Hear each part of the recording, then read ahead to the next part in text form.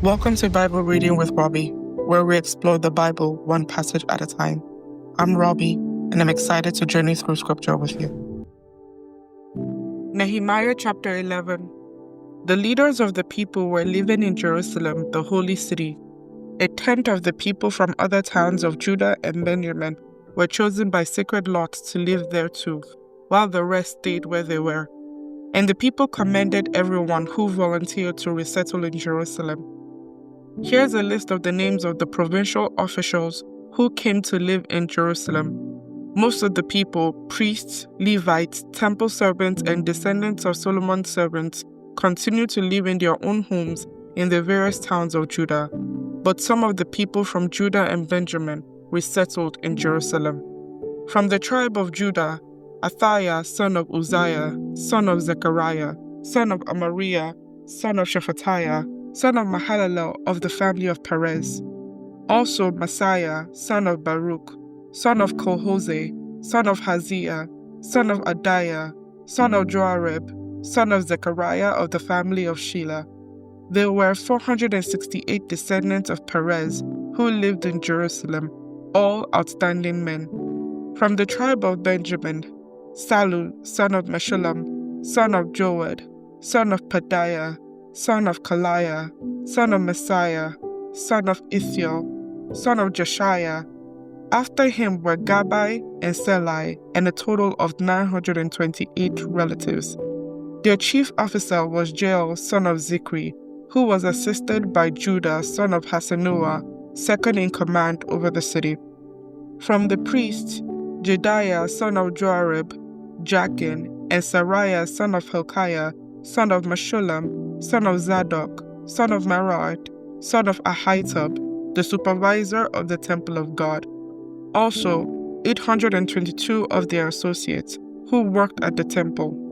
Also, Adiah, son of Jeroam, son of Palilai, son of Amzi, son of Zechariah, son of Pashur, son of Malchijah, along with 242 of his associates who were heads of their families. Also Abashiah, son of Azarel, son of Azai, son of Meshillemoth, son of Immer, and 128 of his outstanding associates. Their chief officer was Zabdiel, son of Haggedolim. From the Levites, Shemaiah, son of Hashub, son of Azrikam, son of Hashabiah, son of Buni. Also Shabbatiah and Jozabed, who were in charge of the work outside the temple of God. Also Mattaniah, son of Micah, son of Zabdi, a descendant of Asaph, who led in thanksgiving and prayer. Also Bakbukai, who was Mattaniah's assistant, and Abda, son of Shammua, son of Galal, son of Jeduthun. In all, there were 284 Levites in the holy city.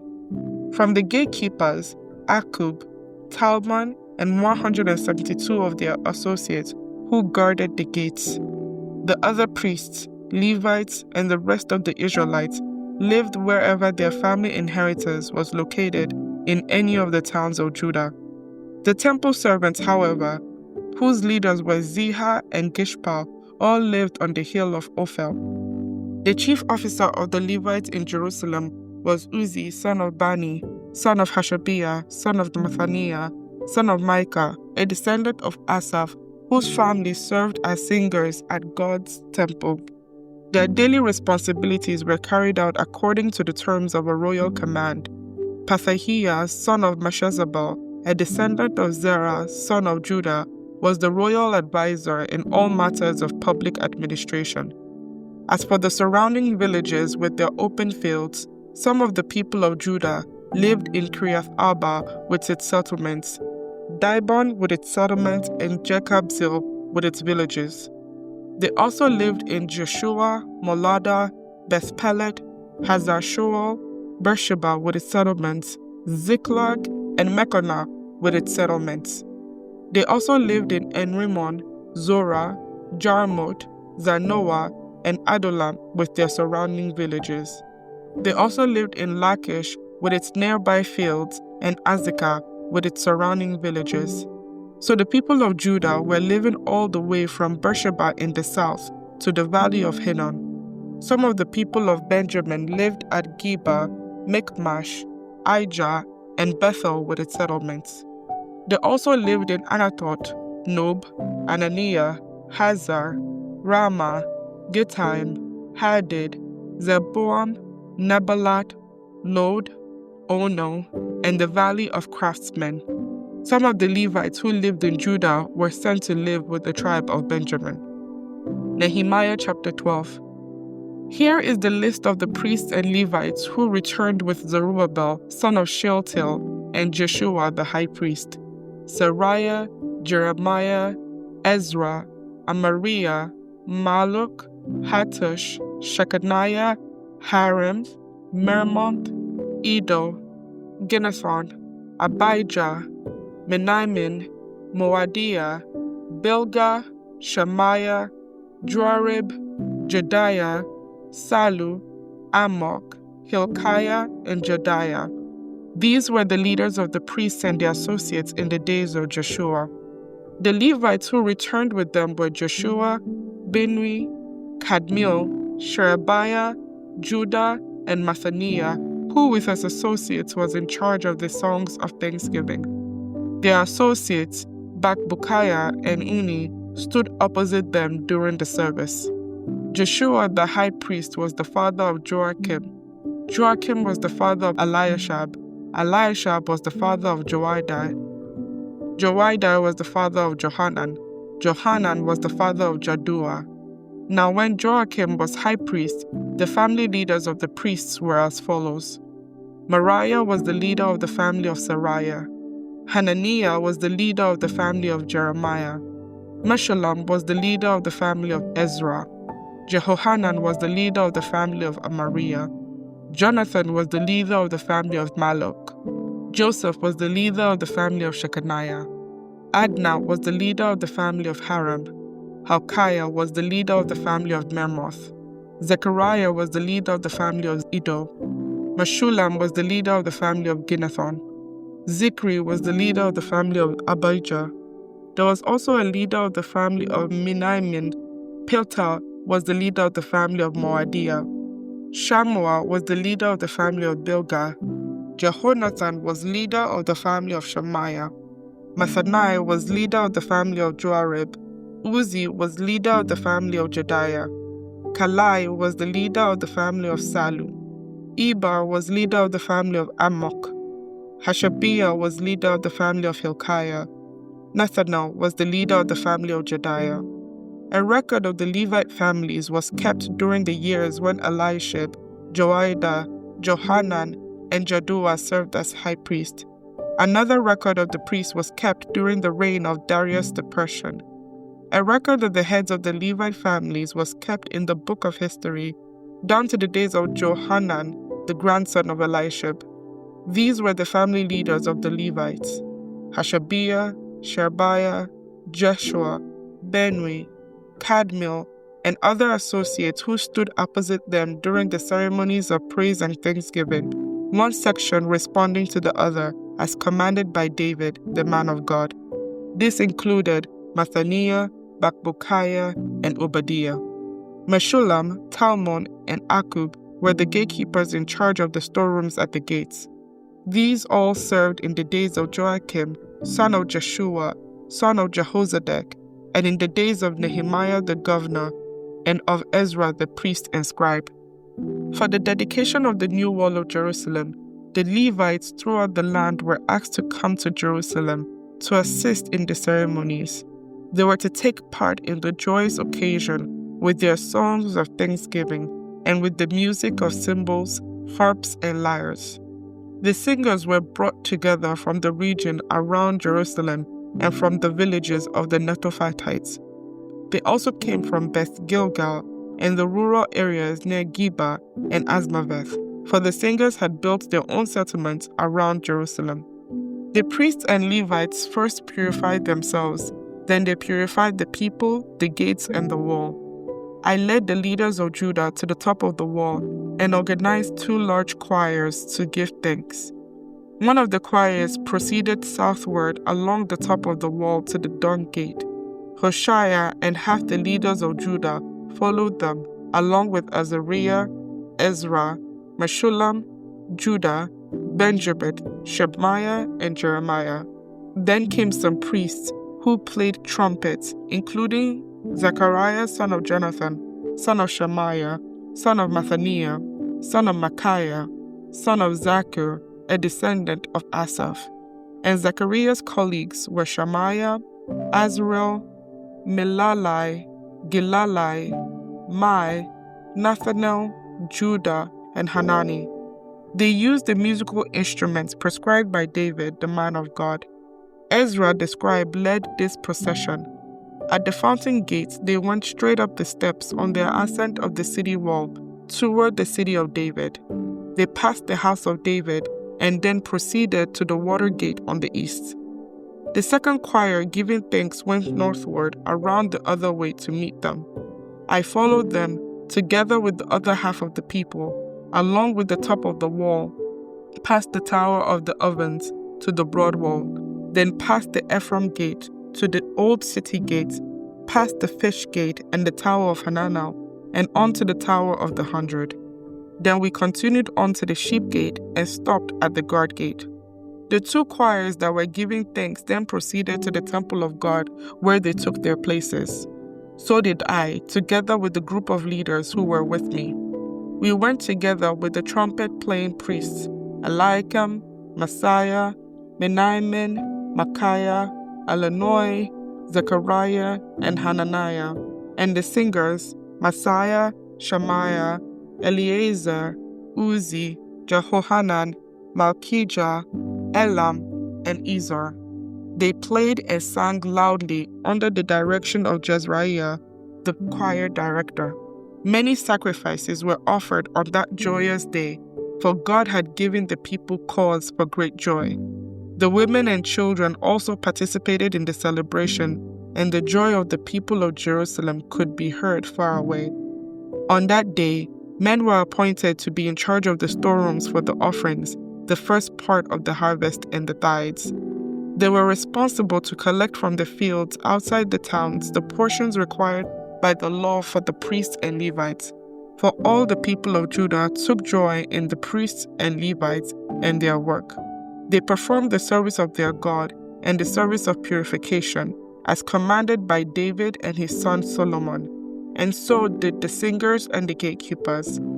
The custom of having choir directors to lead the choirs in hymns of praise and thanksgiving to God began long ago in the days of David and Asaph.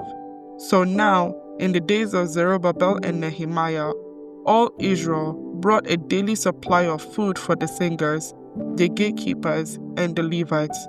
The Levites, in turn, gave a portion of what they received to the priests, the descendants of Aaron. Nehemiah chapter 13. On that same day, as the book of Moses was being read to the people, the passage was found that said no Ammonite or Moabite should ever be permitted to enter the assembly of God, for they had not provided the Israelites with food and water in the wilderness. Instead, they hired Balaam to curse them, though our God turned the curse into a blessing. When this passage of the law was read, all those of foreign descent were immediately excluded from the assembly. Before this had happened, Eliashib the priest, who had been appointed as supervisor of the storerooms of the temple of our God, and who was also a relative of Tobiah, had converted a large storage room and placed it at Tobiah's disposal. The room had previously been used for storing the grain offerings, the frankincense, various articles for the temple, and the tithes of grain, new wine, and olive oil, which were prescribed for the Levites, the singers, and the gatekeepers, as well as the offerings for the priests. I was not in Jerusalem at the time, for I had returned to King Artaxerxes of Babylon in the 32nd year of his reign, though I later asked his permission to return. When I arrived back in Jerusalem, I learned about Eliashib's evil deed in providing Tobiah with a room in the courtyards of the temple of God. I became very upset and threw all of Tobiah's belongings out of the room. Then I demanded that the rooms be purified, and I brought back the articles of God's temple, the grain offerings, and the frankincense. I also discovered that the Levites had not been given their prescribed portions of food, so they and the singers who were to conduct the worship services had all returned to work their fields. I immediately confronted the leaders and demanded, "Why has the temple of God been neglected?" Then I called all the Levites back again and restored them to their proper duties. And once more, all the people of Judah began bringing their tithes of grain, new wine, and olive oil to the temple storerooms. I assigned supervisors for the storerooms, Shelemiah the priest, Zadok the scribe, and Pedaiah, one of the Levites. And I appointed Hanan, son of Zachar, and grandson of Mattaniah, as their assistant. These men had an excellent reputation, and it was their job to make honest distributions to their fellow Levites. Remember this good deed, O my God, and do not forget all that I have faithfully done for the temple of my God and its services. In those days, I saw men of Judah treading out their wine presses on the Sabbath. They were also bringing in grain, loading it on donkeys, and bringing their wine, grapes, figs, and all sorts of produce to Jerusalem to sell on the Sabbath. So I rebuked them for selling their produce on that day. Some men from Tyre who lived in Jerusalem were bringing in fish and all kinds of merchandise. They were selling it on the Sabbath to the people of Judah and in Jerusalem at that. So I confronted the nobles of Judah. "Why are you profaning the Sabbath in this evil way?" I asked.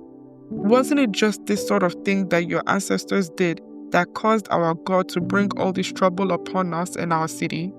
Now you are bringing even more wrath upon Israel by permitting the Sabbath to be desecrated in this way." Then I commanded that the gates of Jerusalem should be shut as darkness fell every Friday evening, not to be opened until the Sabbath ended. I sent some of my own servants to guard the gates so that no merchandise could be brought in on the Sabbath day. The merchants and tradesmen with a variety of wares camped outside Jerusalem once or twice, but I spoke sharply to them and said, "What are you doing out here, camping around the wall? If you do this again, I will arrest you." And that was the last time they came on the Sabbath. Then I commanded the Levites to purify themselves and to guard the gates in order to preserve the holiness of the Sabbath. Remember this good deed also, O my God. Have compassion on me, according to your great and unfailing love. About the same time, I realized that some of the men of Judah had married women from Ashdod, Ammon, and Moab. Furthermore, half their children spoke the language of Ashdod or of some other people and could not speak the language of Judah at all. So I confronted them and called down curses on them. I beat some of them and pulled out their hair. I made them swear in the name of God that they will not let their children intermarry with the pagan people of the land. Wasn't this exactly what led King Solomon of Israel into sin? I demanded. There was no king from any nation who could compare to him, and God loved him and made him king over all Israel. But even he was led into sin by his foreign wives. How could you even think of committing this sinful deed and acting unfaithfully toward God by marrying foreign women? One of the sons of Joiada, son of Elishib, the high priest, had married a daughter of Sanballat, the Horonite, so I banished him from my presence. Remember them, O my God, for they have defiled the priesthood and the solemn vows of the priests and Levites. So I purged out everything foreign and assigned tax to the priests and Levites, making certain that each knew his work. I also made sure that the supply of wood for the altar and the first portions of the harvest were brought at the proper times. Remember this in my favor, O my God. May the Lord bless the reading of His Word. Thank you for joining me on this episode of Bible Reading with Robbie. If you enjoyed our time together, please subscribe and share this podcast with others. Join us next time as we continue on our journey through Scripture. Until then, stay blessed.